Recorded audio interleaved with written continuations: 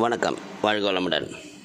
நம்ம யூடியூப் சேனலில் பல பதிவுகள் ஹேர், அதாவது முடிங்கிற தலைப்புலையும் முடியின் பராமரிப்பு பற்றியும் உண்டு. இப்போ நான் சமீபத்தில் படித்த சில குறிப்புகள், முடி வளர்ச்சி, முடி உதிர்வதை தடுப்பதற்கான சில குறிப்புகள் மிக எளிமையான குறிப்புகளாக இருந்ததுனால அதை உங்களுக்கு சொல்கிறேன். பொதுவாக முடியின் வளர்ச்சிங்கிறது 15 முதல் 25 வயதுக்குள் தான் இயல்பான வளர்ச்சி வேகத்தில் இருக்கும்.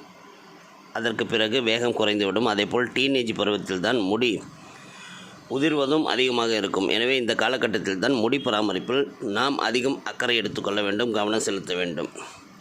இந்த காலத்தில் கிராமப்புறங்களில் இருக்கிற பெண்கள் கூட தலைக்கு எண்ணெய் வைக்காமல் முடியை விரித்து போட்டுக்கொண்டு இதுதான் ஃபேஷன்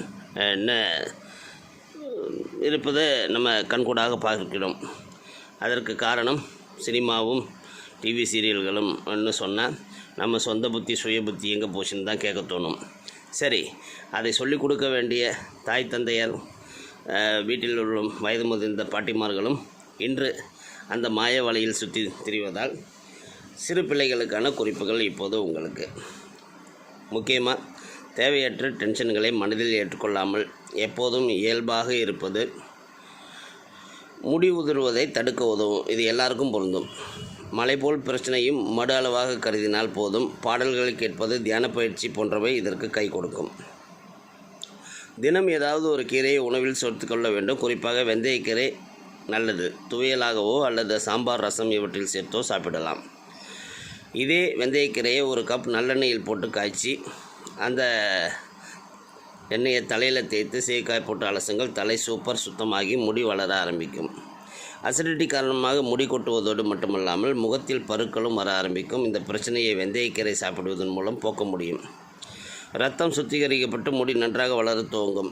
சிலருக்கு வெந்தயக்கீரை என்றாலே பிடிக்காது. அவர்கள் உருளைக்கிழங்குடன் வெந்தயக்கீரையை சேர்த்து சமைத்து சாப்பிடலாம். முட்டையுடன் வெந்தயக்கீரையை சேர்த்து சமைத்து சாப்பிடலாம். ரொம்ப சுவையாக இருக்கும். டீனேஜில் ஈஸ்ட்ரோஜன் சுரப்பதால் தலையில் அதிகமான எண்ணெய் சுரந்து அடிக்கடி வியர்ந்து வழியும். இதனால் தலையில் பிசுக்கு ஏற்பட்டு முடி வளர்வது தடைப்படும். வாரம் ஒரு முறை தலைக்கு குளிக்கும் போது கடைசியாக வெட்டிவேர் தண்ணீரை தலைக்கு விட்டு குளிக்கலாம்.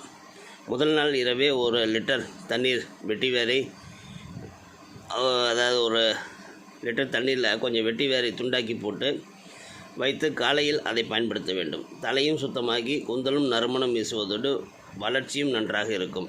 உடம்பை குறைக்கிறேன் என்று சிலர் சரிவர சாப்பிடாமல் இருப்பார்கள். அத்தகையோருக்கு முடி கொத்து கொத்தாக உதிர்ந்து போய்விடும் வாய்ப்பு உண்டு.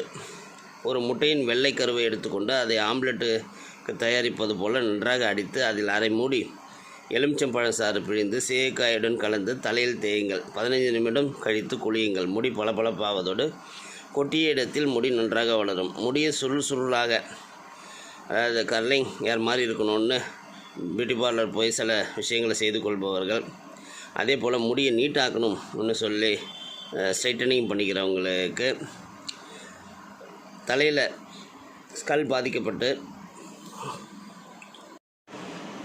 மிக அதிக அளவில் முடி கொட்டுவது ஏற்படும். அதனால் நீங்கள் எப்படி இருக்கிறீர்களோ அப்படி இயற்கையாக இருப்பதற்கு முயற்சி செய்யுங்கள். முக்கியமாக ஸ்ட்ரெஸ்ஸுங்கிறதும் சத்து குறைபாடான உணவுகளும் முடி கொட்டுவதை அதிகரிக்கும் என்பதை மனதில் பதிந்து கொள்ளுங்கள். வாழ்க வளமுடன்.